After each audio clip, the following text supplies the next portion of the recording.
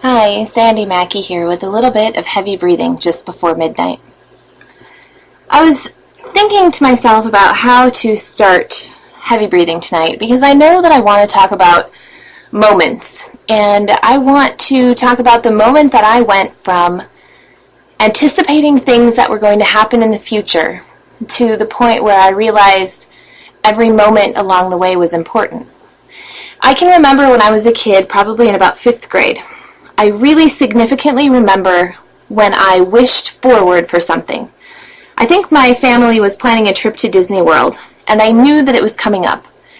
And probably the months leading up to it were filled with anticipation of what was going to happen when I got there. And that was probably one of the most significant experiences that jumps out to me in my childhood as it relates to time. I don't know that anyone ever explains to us that we're not just checking days off of a calendar. But as a kid, I really think that my perception of time in the future was, there's a calendar in front of me with days on it, and every day that I put an X on is one that is already gone. And all the good stuff happens later in the calendar. And I don't know where this idea came from, because I'm sure nobody taught it to me. Nobody said that today, the day with an X, is less important than tomorrow. But for some reason in my mind, tomorrow always seemed more important. And I don't know why this would have been. I don't know if it was because I just wasn't conditioned to think about living in the moment or having fun that day, but it seemed like tomorrow, or next week, or next month, or next year, or when I'm in high school, or when I graduate from high school. It was always over there, whatever it was that I thought that I could have been looking for. And maybe part of this programming comes from fairy tales, because it all starts with once upon a time, and it finishes with happily ever after. And in most fairy tales, there's some kind of drama that's going on in between. And if you're anything like me, when I would have read fairy tales then, and even now for that matter, because I'm still conditioned to that, I'm always thinking, get out of this part, because then you have happily ever after. Another interesting thing I noticed was when they started adapting fairy tales to movies, and you could watch Snow White or Cinderella. The storyline went from once upon a time to the guy gets the girl gets the guy, happily ever after. And I was always curious, what happens next? What happens with that story when it has gone from the drama and things not matching up to happily ever after where it's supposed to be? I was really curious about what came next.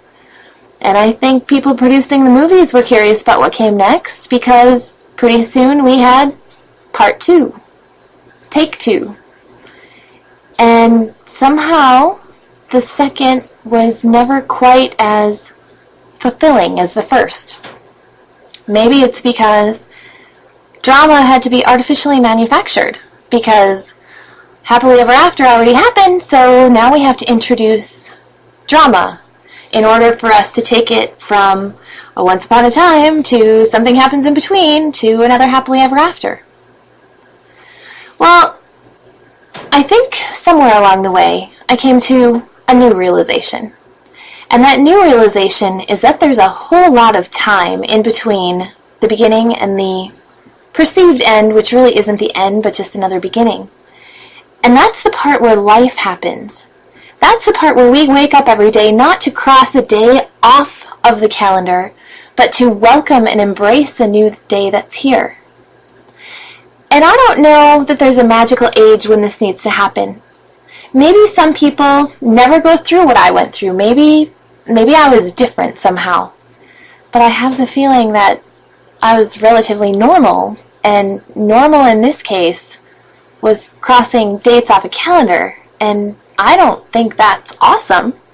I think what's awesome is waking up each day with a sense of anything is possible. There are no limits. There's nothing I can't do, so what do I want to do? What would make me happy today? What would serve me and my family and those around me? What would serve others today? And we get to do that every single day. What a gift is that? There are certain things in my life now that I do still look forward to. If there's a new experience coming up, something I haven't had, or something that's deemed special, because it only comes around every once in a while or maybe once in a lifetime. Those are things that I do look forward to. But there's a difference, because when I was a kid and I was waiting to go to Disneyland, there was a sense of urgency and expectation, and that all was not right with the world because that wasn't happening yet. So I just had to get through this until I could get to the next day. I was having a conversation in my mastermind group tonight, and one of the members was talking about dropping their child off at school. And on the way out of the school building, he mentioned the glazed looks on all of the parents' faces that were bringing their kids into school. And he was describing this kind of glassed over, glazed over look and feel to these people just doing this thing that was routine without any happiness or sense of joy or really any fulfillment in the whole process. It's just like doing things because it was a routine. And in that moment, he was perceiving, I guess, from the world, just this sense of monotony and drudgery, and that there really wasn't anything special, and it was just getting through this moment to get to the next. The next moment of what? When everything is still exactly the same way that it was in the last moment, but at least I've checked one more moment off my list, and I don't have to live through that again.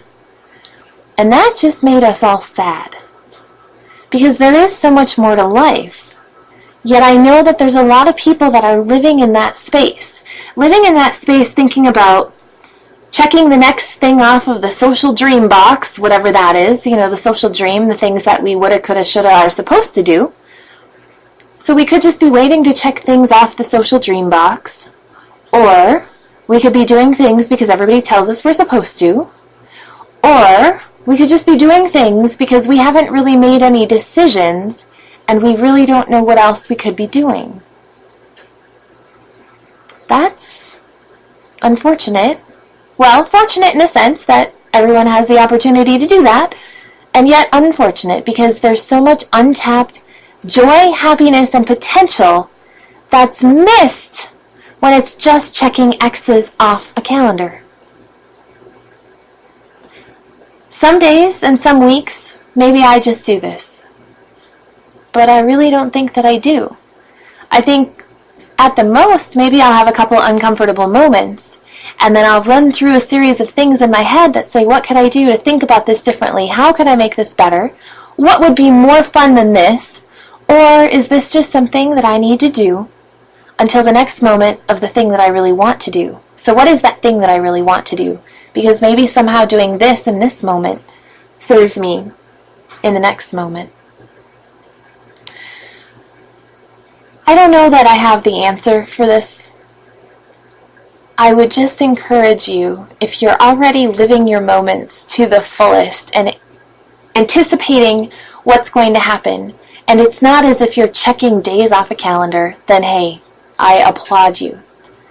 But if you're doing the opposite, if you're checking today off the calendar because, I don't have to do that again, or tomorrow's got to be a better day, then I encourage you to do something to break that pattern and change that habit. Read a new book, see a good movie, hang out with friends, but not friends that are just monotonous. Hang out with friends that'll encourage you to see more, do more, think more, feel more. Anything that's more. Surround yourself with things, and not things in a commercialized thing sense, but things that have significance and value and inspiration to you. And then you might even want to try meditating. The Chopra Center has a fantastic 21-day meditation going on right now. You can link to it from on my website, and you can also do a Google search. That's a place to find inner feelings and motivations and really obtain a sense of peace and joy and exuberance in the moment all at the same time. Because it encourages me to turn off my mind, live in the moment, and have a nice equilibrium to move forward in my day.